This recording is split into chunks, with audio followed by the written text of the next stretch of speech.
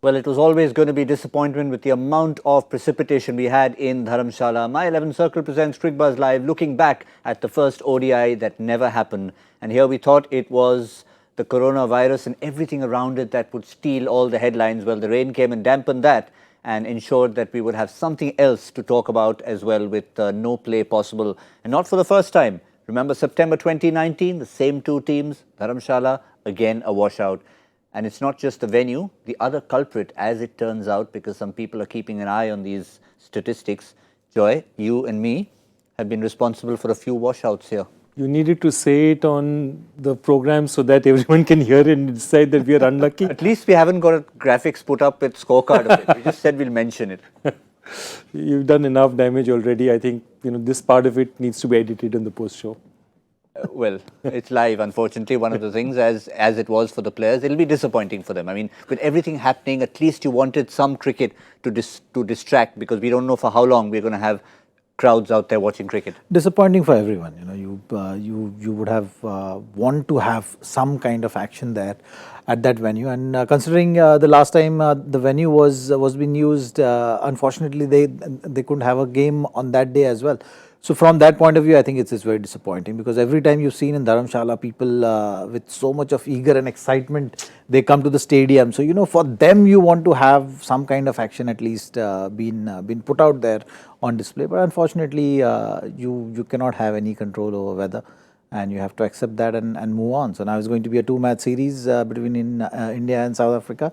Hardik or Bhuvneshwar will be very disappointed for sure, and Shikhar for that matter, because they are the guys who are having those anxiety and would have been really keen to move on with it. So they have to hold those all the emotions now for the next game, which at times is frustrating as well. So when you are making a comeback, it's important that you get on the roll as quickly as possible and move on from there. Unfortunately, it's everything that's happened off the field that continues to steal the headlines, secondary to the rain. And the latest advisory that we've been hearing after we came to you a couple of hours ago is that at least in terms of the IPL, there has been sort of hints that the IPL now, as and when it does start, as per the latest government advisory, will be played behind closed doors. Now, we don't know if that will have impact on Lucknow and Kolkata, but for now, at least with the IPL, that's what's public knowledge.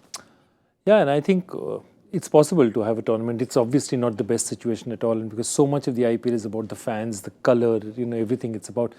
But having a good cricket match on is better than not having a cricket match on. So if it's possible to safely hold cricket matches, I think that's what people are going to do there. I think they're meeting, the governing council is meeting on Saturday to say, let's take as much of an opportunity to see, can we get some cricket happening? Because, your people anyway, that I think sentiment is down, everyone's in a bit of a mood, movie halls are closed.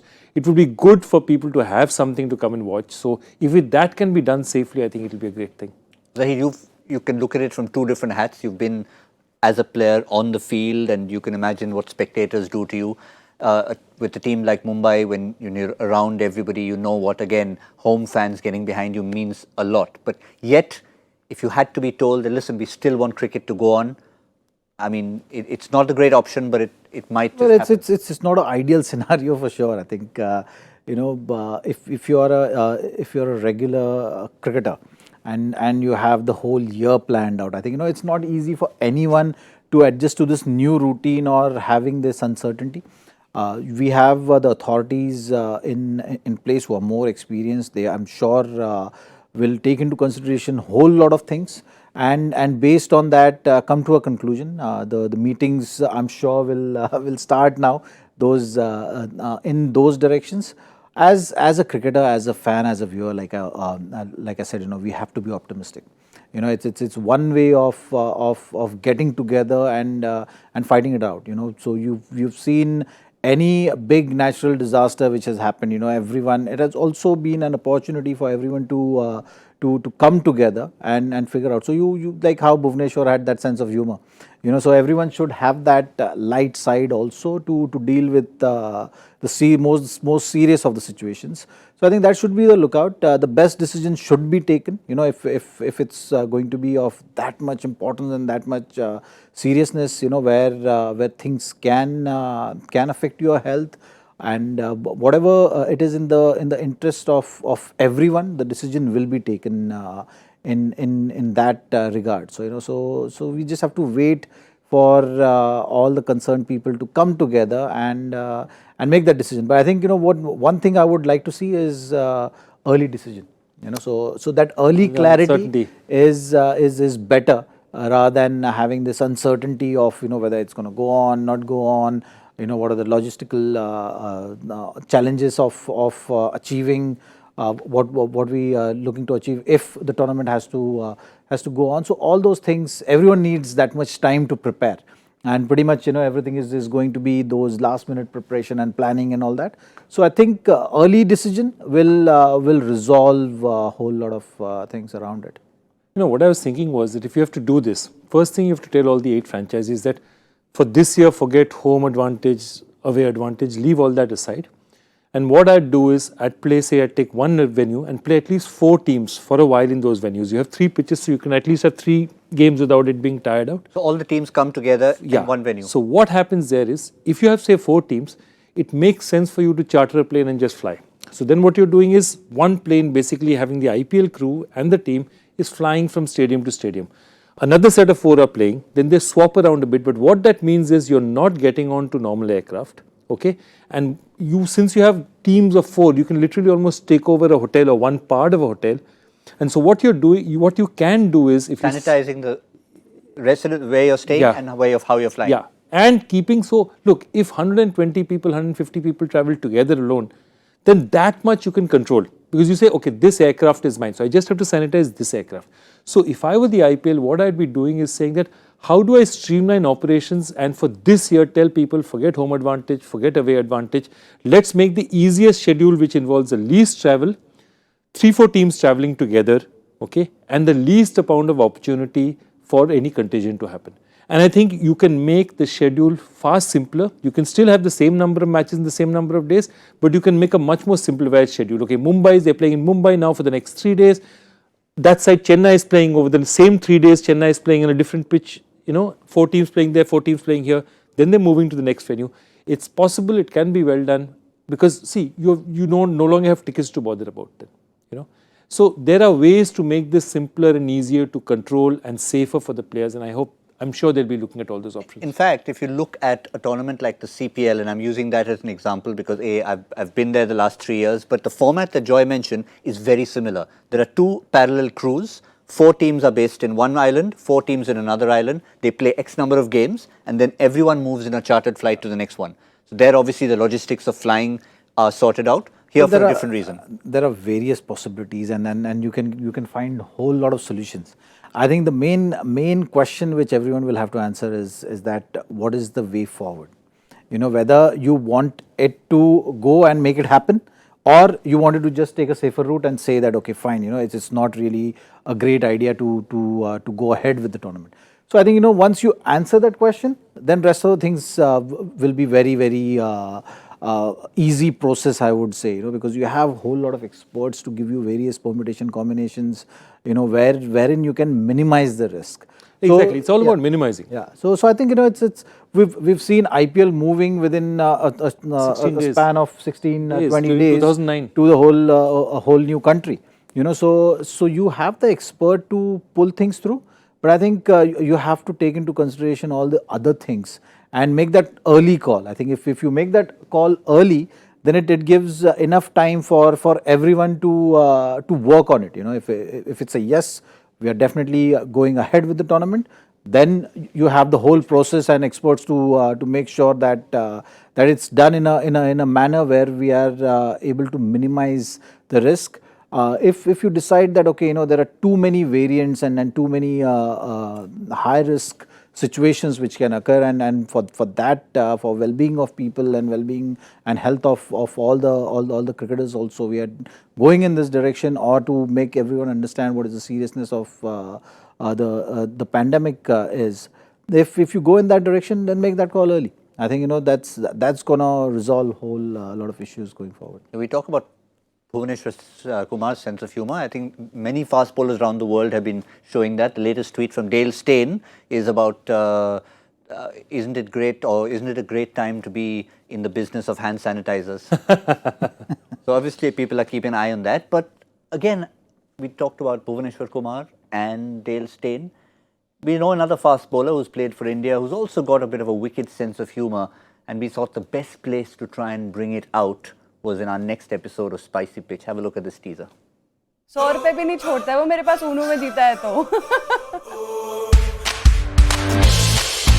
पापा ने हाँ एक बारी डंडे से पिटाई करी थी मेरी। अब मेरे को भी डर लगता था पहले इनको बताऊंगा कि मारे ना मुझे। किसका सिक्का चलता है घर में?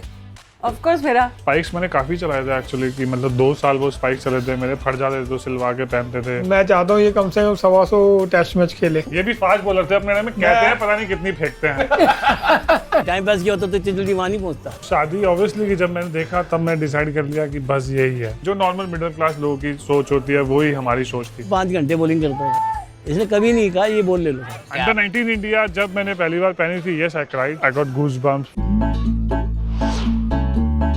He's gone for it. It's a 6.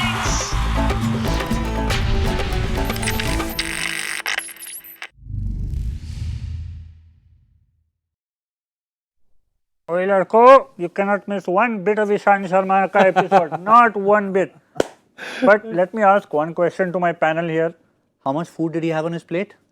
Forget about how much food do you have in this plate. Next 25th, 6th of January, I'm giving Manish Bhattacharjya a bravery award. Okay, him sitting or even standing next to Ishan Sharma is such a difficult thing, Mani. With a basketball in hand. With a basketball in his hand. You missed that. Given that his wife is a basketball champion, she played for the country in basketball. So for him to dare to walk into that household, he should be on an elephant on 26th January. Manish Bhattacharjya, Ishant bravery or award. Manish? Manish Bhattacharjya. Okay. Ishant anyway should be on an elephant, but I think for different reasons. But he's again one of the great characters of the game, Ishant. I mean, it's on and off the field. Yeah, and he's always been like that. He's someone who will keep that dressing room lively. And you need characters like that also in the team. And it's great fun to have around. Great partner to bowl with. He has always been a bowler who had never really shied away from bowling those long spells. That's something which has kept him going. And yeah, it's always fun times to have him around. He's got that wicked sense of humor, which always keeps that dressing room alive. And the good thing is we're getting to see different sides of people. I think Ishant, maybe we already had a hint of it if we had seen him earlier. But for someone like a Smriti Mandhana, for Jasprit Bumrah as well, who maybe comes across as a little more intense, Zaheer can tell us more. But again, there we saw a different side of his. Absolutely. And look at Ashwin. I mean, for me, the revelation, I think, in this series has been less about the players, which, to a certain extent, we have seen a little bit more of, but their families. So the way Ashwin's parents spoke and the kind of sacrifices they made, or his relationship with his wife. I mean, who would know that Ashwin is such a playful person? And, he looks like this completely professional cricketer who's famous in the world because he says that, if batsmen are going to run out of the crease, I'm going to take their wicket. And from that hardcore, hard-nosed professional, he's this joker in private life is something that's great. So those are the kind of things, those are the kind of insights that make it really a pleasure to watch. And even, since you mentioned that, even for someone like Pujara, for those who haven't been in a dressing room with him or haven't seen him like that, he'd come across as the guy who in life also makes 40 of 150 balls. But he's not like that. No. But he's very serious. With Pujara, one thing is there that he's a very serious kind of a guy. But I think he's got that lighter side also to him. And most importantly, the work which he has been doing in his hometown, with his ground and letting the kids actually enjoy those facilities, providing with all the cricket gear and all that. I think that shows the kind of passion which he has for the game and the love he has for the game. I remember Pujara, in 2008, he was with KKR. And so what happened was that as the tournament came towards a close, KKR was traveling with only 14 or 15. So some of the players, 3-4 players, Pujara, Ranade Bose, they were back in Calcutta, okay? So everyone else was really depressed. And Pujara, the only thing he was looking at it is, ठीक है nets में सारा दिन batting मिल रहा है ना मुझे there's no other batsman there were only other bowlers so he said that meant and Joydeep Mukherjee who was with the team at that time said I used to go mad because every other player would say okay practice today 3 days left in the season Pujara would be 9:30 come let's go for practice so that he's that kind of guy you know that thirst for just playing is so much. Thirst is one thing. What about the hunger? Who was in charge of his food in KKR? No, I know. I remember being. Is he a big good eater? Is he a big eater? No, but vegetarian, no? That's what I'm trying to think of. That's why Manish enjoyed this episode more than anything else. Forget the basketball, forget Ishan, forget everything else, but that was the episode where he ate so much and then sometime he left the Pujara household.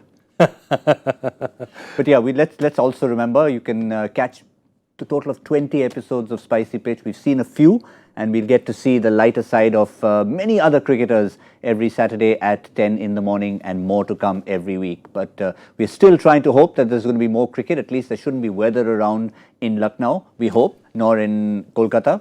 Whatever little rain's been around has come and gone. It's a lovely, lovely sporting facility there at Ekana Sports City in Lucknow. And certainly if the fans are coming in there, they will pack it in huge numbers.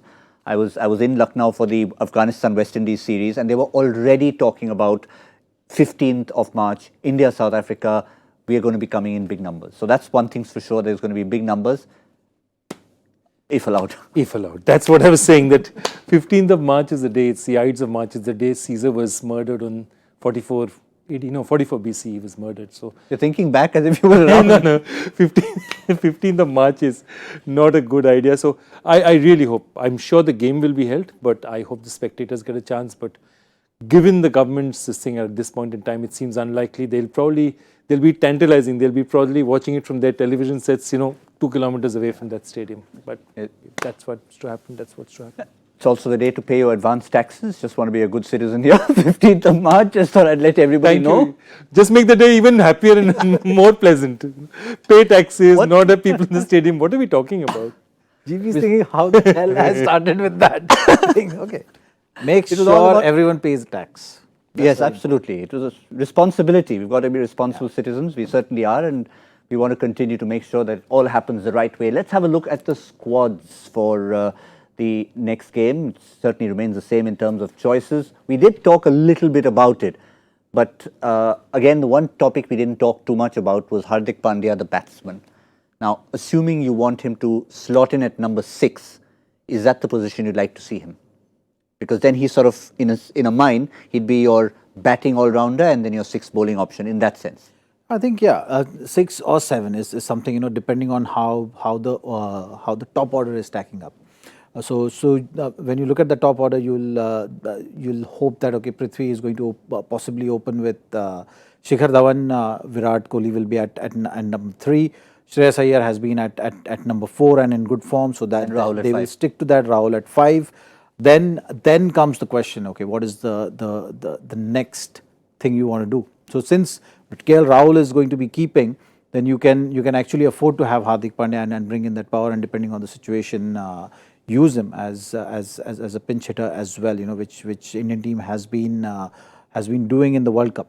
So that might be the thought process, and then you have Ravindra Jadeja, and that actually gives them freedom of having that 6th bowling option which we were talking about. So we'll have to wait and see. 2 all-rounders in a sense. Yeah. So that is something which they will be thinking, depending on the condition, add that extra seamer or extra spinner. So that's it. You're getting an all-round option in KL Rahul, keeper batsman. You're getting an all-round option now in Hardik Pandya. Jadeja also in there. So then you'd really want to see the 2 spin twins in. Yeah, absolutely. But see, that's the basic issue. The basic issue is that today keeper batsman is given now, and no guy in limited overs cricket he'll have to bat if he keeps, right? You can't take a specialist keeper like a Saha anymore for that form of white ball cricket. You can't anymore. Even for red ball cricket, it's getting rarer and rarer. But No, I just meant, for example, if Rahul was not a keeper, he still walks into the team as a batsman. Walks into the team. And then you've got to play Rishabh Pant. Then you've got to. And you have one less player down at 6 and 7. A fair point. But that's what I'm saying, that if they don't play Jadeja, then the tail looks a bit long. Because Hardik at 6 is the last recognized batsman, the tail looks long. Jadeja at 7, then you say, okay, this is okay. I'm batting till 7, 8, 9, 10, 11 are not great batsmen. Because remember, none of these guys are particularly useful. I mean, Kuldeep Yadav, Bumrah, none of these guys are particularly useful with the bat. Bhuvi perhaps is the best of them, but Again, Bhuvi is an interesting one. Remember, Bhuvi in the under-19 level was almost regarded as all-rounder material. And somewhere his batting has fallen off. And I wonder why. I've always wondered. I think in this whole planning, if you're going cautious with Hardik Pandya's comeback as a bowler, and you want to have sixth bowling option, then actually it's going to be a tricky situation for someone like Manish Pandey, who was part of the previous series. Correct, he was. So I think he's the only guy who might be left out just because of the circumstances and the thought process which team management will have in terms of providing that little bit of cushion for Hardik, just in case if he's not bowling his full quota of 10 overs. And that will be the thought process. So I think in these two ODIs, I'm expecting thinking on those lines from this team management. Yeah. What about South Africa? Would they have a few options? Remember, they haven't got to try these players out. We mentioned a couple of the new names in Viren, in Malan. Klaassen, of course, will walk into the side. Van der Dusen is there. Will Bavuma open? Won't he open? So I think that's one of their quandaries in terms of their batting top 6 or 7. Yeah. Jan Smuts has done enough, man of the match recently. So he'll get a look in as an all-round option. But again, just have to pick the right 4 bowlers. I think they have an embarrassment of riches, because right now with Malan getting that century, and just changing everything, Bavuma's not done all that badly. They have an embarrassment. They also picking the 6 bats that they want to play with is going to be an interesting one. Because see, they will play one all-rounder at least. Smuts will play definitely, if not both of them. And your batsmen also, choosing 6 among them is not going to be that easy. Because you've got du Plessis back. If you've got him back, he's too senior a player for him to bring him back and sit him out. You're not going to do that. So that immediately. So du Plessis, Miller and de Kock pick themselves. Then if you say Klaassen picks himself, okay, and Malan his form, then you have 6 batsmen, there are 3 batsmen going after that spot. So they have actually what is the best dilemma every coach wants, which is an embarrassment of riches in batting. Van der Dusen has been a regular fixture. Yeah, he's been doing well. That playing 11, so that really determines the top 6. Then you just have to focus on the bowlers. So Lungi Ngidi possibly will be the first name written on that. Then you have Buran Hendricks. And not here for the extra pace. Not here for that extra pace, and Keshav Maharaj as spin option. So I think South Africa is also sitting in that tricky situation with regard to playing 11, where they may go in with pure specialist 5 bowlers, or they may want to have that 6 bowling option, which we'll have to wait and see what kind of direction they go in, because there's always a temptation when you're playing in Indian condition to have those 2 spin options, and that is the call which they'll have to make. Yeah, they've also included Linder as a spinning all-rounder in a sense, but not sure if he's going to get quite a look in with the quality that they've got on paper, at least at the moment. But if you were eavesdropping on this conversation, hopefully you will have picked up a few tips as our My 11 Circle expert advice. Advice down. Remember, first of all, there's no point having the advice if you don't have the app and if you haven't actually got your 11 in place. First and foremost, of course, we've got to have a match. We didn't have any today, so don't worry. If your teams were made and you entered it, it does get cancelled, and everything now starts afresh for the match in Lucknow. We also gave you a bit of a poser in terms of our Joy Factor question, an interesting one today. So Joy, would you give us the question one more time before we unearth the answer? Okay, here's the question once again, and here goes that: who was the wicket-keeper when the current Indian chief selector Sunil Joshi recorded his best ever bowling performance in limited overs internationals? And it was at Nairobi, and it was, I think, 5 wickets for 6 runs, and it's MSK Prasad who was the chief selector just before him. And it's rare that happens, that, both of them playing at the same time is rare, but for him to be there for his best performance. I looked at the scorecard though, I was hoping for at least one dismissal of, caught MSK or stumped MSK bowled Joshi, but there wasn't one. Very surprising, When you normally see 5 wickets taken, you normally see a wicket-keeper's hand in it, but it wasn't there. But yeah, but interesting. 2 chairmen of selectors, both together as part of the whole, and that's why if you're looking for some kind of a hint in the answer, just look for topicality and you'll always get there. Maybe once in a while a googly throw in, where there's no topicality at all. Absolutely. Yeah. You have to keep them honest, as they say. Keep them honest. So who have we kept honest today, and who's been the most honest of them all? Is it? It is. There he goes. He's back. He's back again. He starts the season with a bang. Where was he for a while? He went on holiday. I have no idea, but I think I've given more thumbs ups to Rohit Yadav than I've given to anyone else in my life. I'm glad Harsha wasn't around. But it's changing slowly. Yeah, it's changing. Every time Harsha's here, he says Rohit has a direct line to joy, a hotline to joy, and that's how he knows it. And just fastest finger first, that's all. Look, I've had many theories, malware on my computer, many such theories. None of it is true. We know He's it just is. very good we know, at what Rohit. he is. We know you've done it. Bona fide answer, because there's so many answers coming in, so many of you taking part in this, and that's why we congratulate Rohit every time. But what we've also started, and you would have noticed in our pre-show, we've started with a poll. We had a poll today about Hardik Pandya on Twitter, so look out for it and get back to us, because we had as many as 30,000 of you participating in this poll. So it'll give us a nice little talking point. We get your opinion, we get our panel's opinion, and it all makes for a nice little discussion here on My 11 Circle presents Cricbuzz Live. So that's all we have from Dharamsala. Winner, once again, the only winner we've had today. No Indian team, no South African team, just Rohit Yadav. But we don't want to get in the cliche about cricket being the winner. I think only at the end of the day, maybe 15 days from now, if you're sitting and chatting, if we've got everything sorted with cricket happening, whether it's in front of fans or not, cricket will be the winner. Absolutely. Well, thank you, gentlemen. Thank you, Zaheer. Thank you, Joy. Unfortunately, we didn't have any matches to talk about, but the beauty of it is that we always get some great conversations in. We'll be back on Sunday afternoon to bring you everything from Lucknow, our same studio, but all the action will shift. India versus South Africa. So we'll see you on Sunday afternoon once again on My 11 Circle presents Cricbuzz Live. Until then, bye-bye.